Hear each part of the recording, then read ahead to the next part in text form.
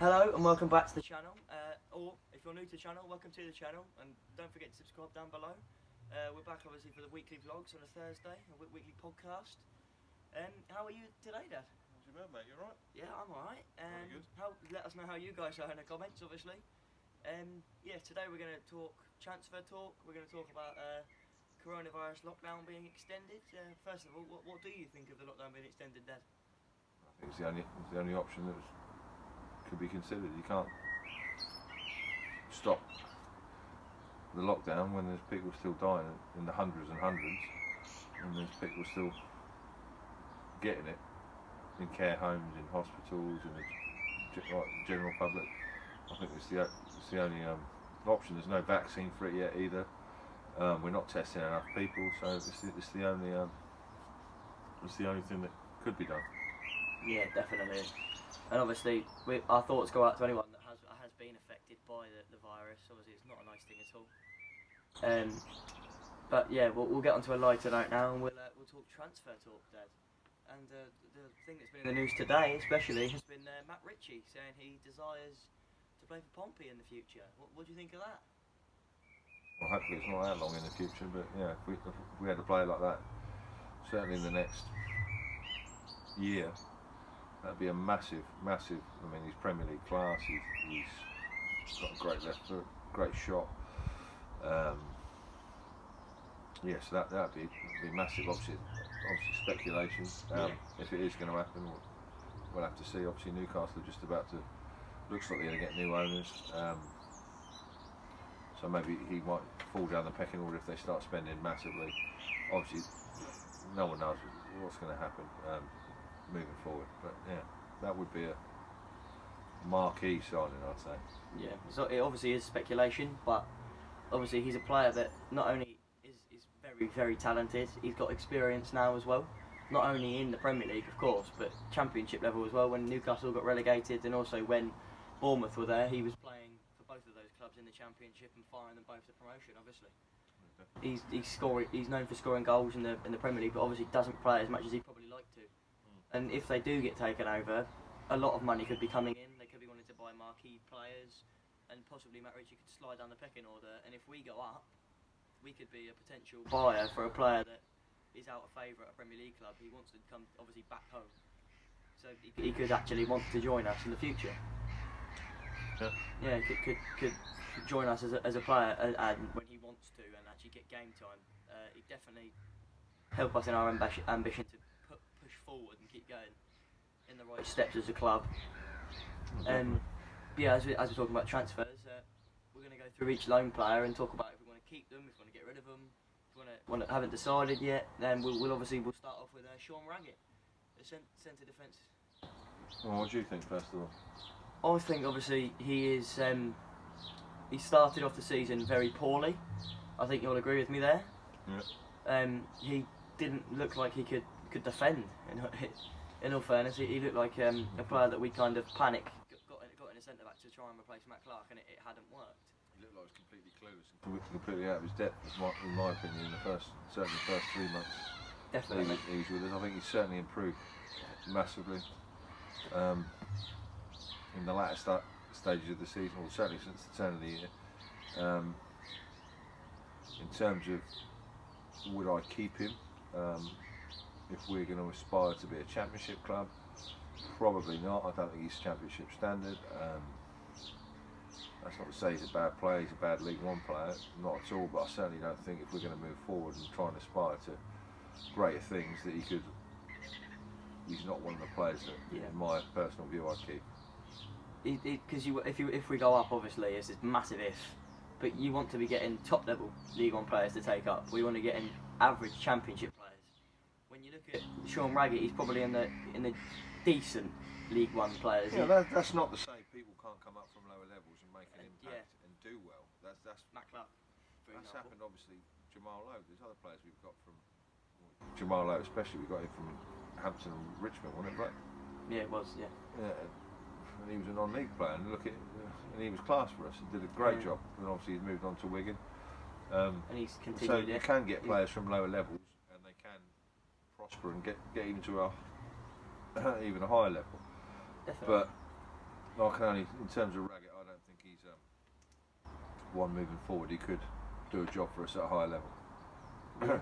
Anyway, we'll obviously keep going up the squad, and obviously the next one is just to the right of Sean Raggett is Ross McCrory, who's been played in his role where he plays for Scotland under 21s, where he plays as captain at right back, but not in his role he plays at Rangers in centre and midfield. So, what do you think of Ross McCrory, Dad?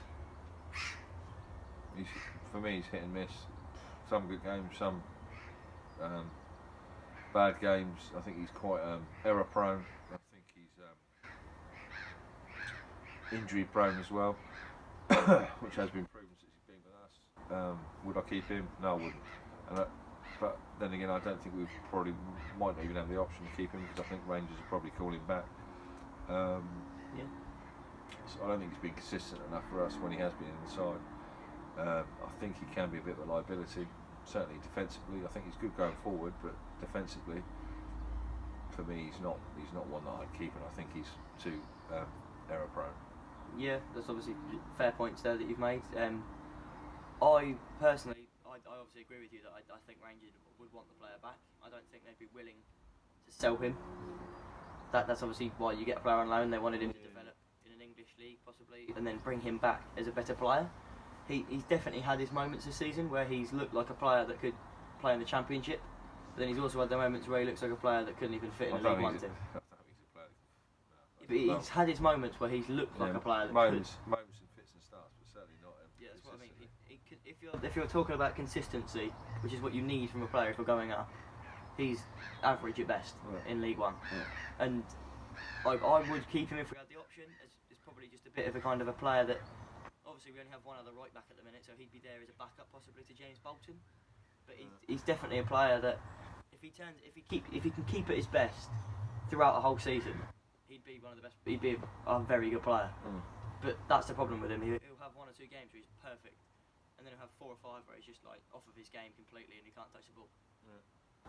But anyway, we'll move on to the next player. We'll shift to the other fullback position and at left back with Steve Seddon.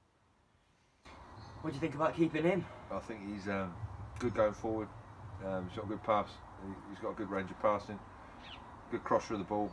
I think he probably needs to work more on his defensive capabilities. But going forward, he's certainly an asset, and he's one that I would, if it was possible, try and keep. I think he's made the side better since he's come in.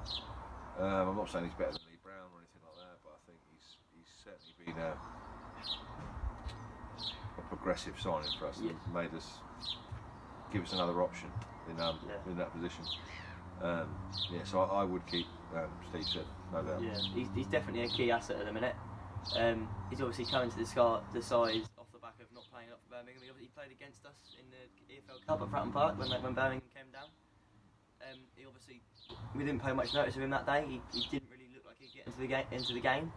But then he's come to us and he's just looked one of the best players in the team since he's been here.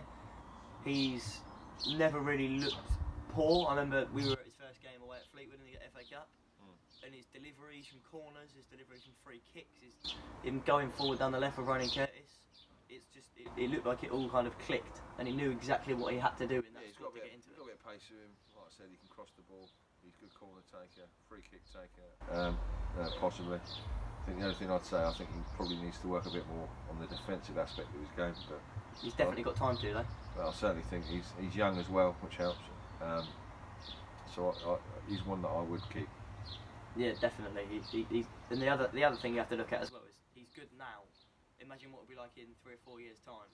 With the right coach in the right team. Yeah, he could be like the end of Stevens that we've all been craving. Yeah, but he could. Ender Stevens came in and he just didn't look.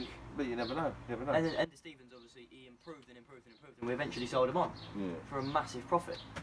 And you now look at it, and Steve Seddon could have the same impact on the squad now. Ender Stevens played a huge part in the title-winning team. Steve Seddon could have that for our League One team if we wanted to win the title. Yeah, of course.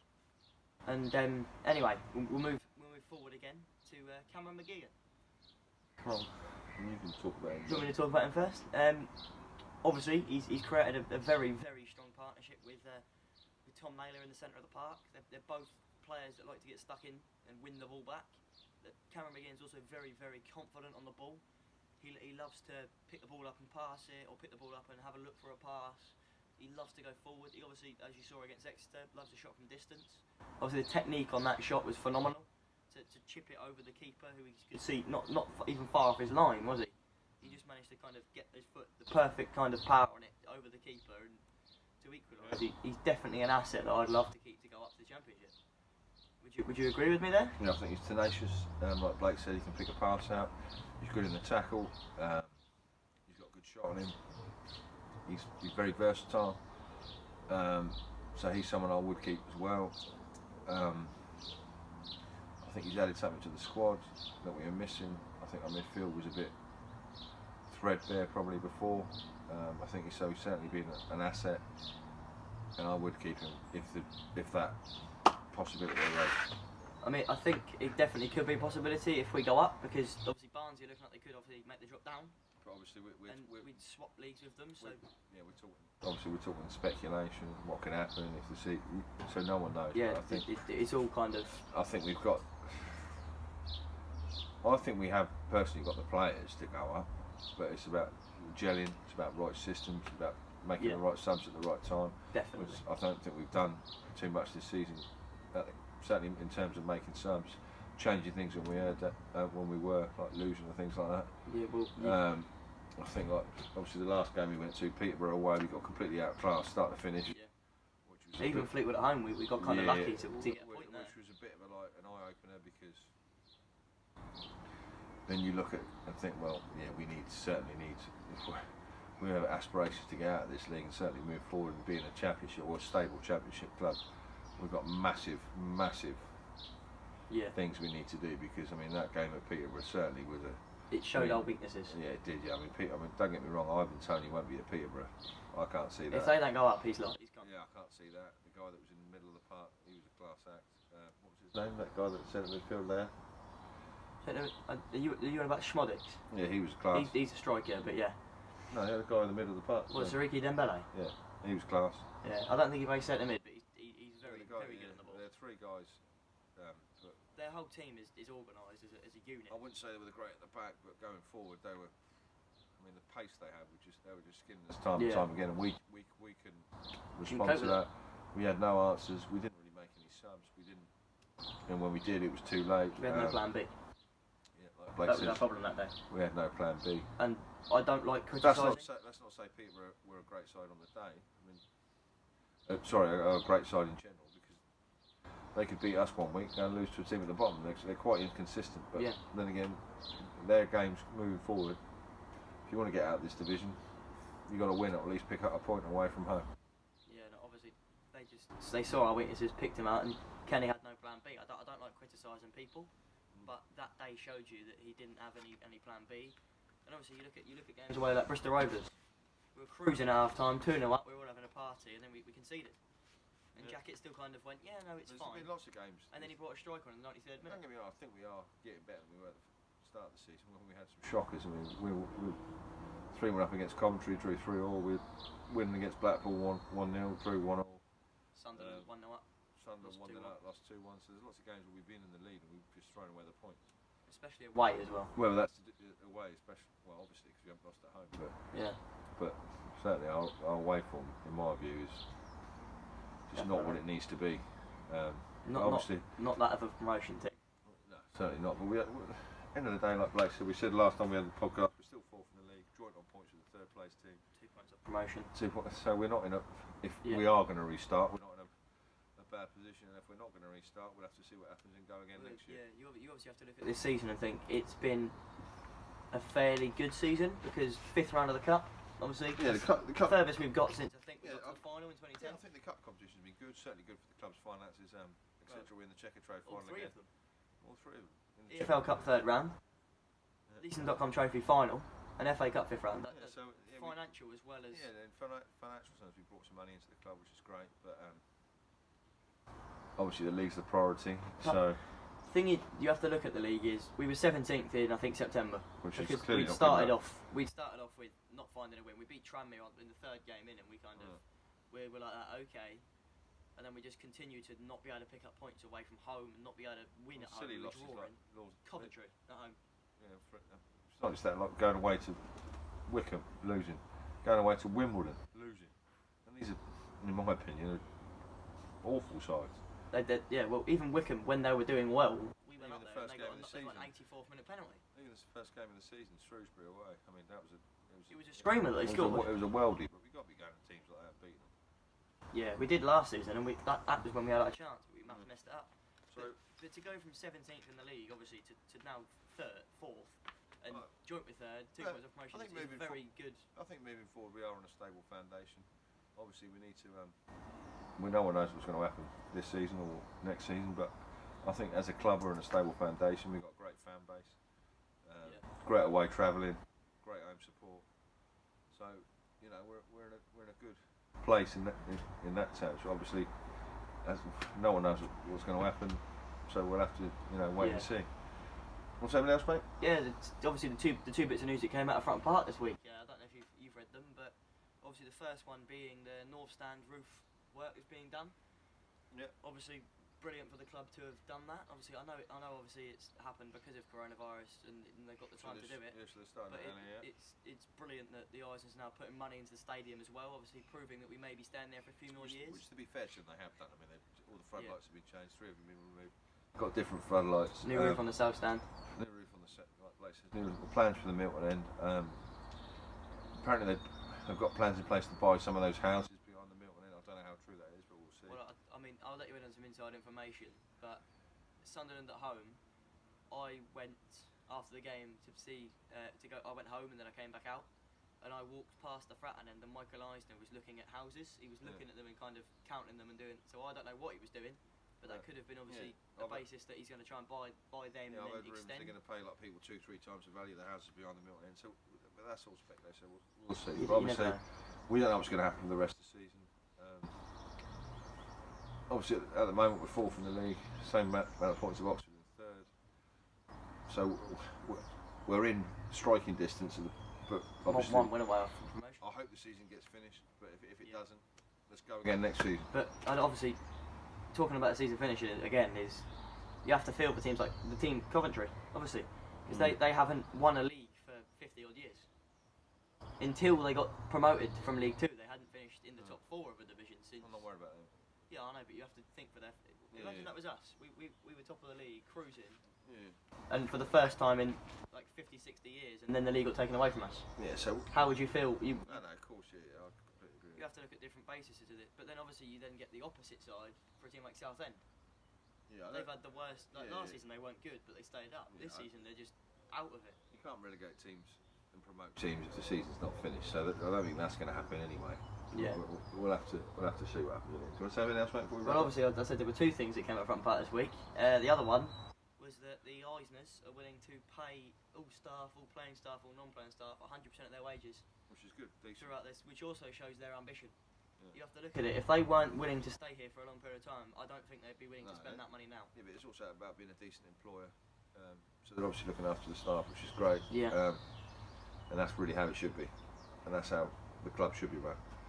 They've got the money to do it. So it's very good that they are doing it. Yeah, exactly. They're using their money wisely. And obviously for the workers as well. And that they're still getting what they would get if they were still at work. Cool.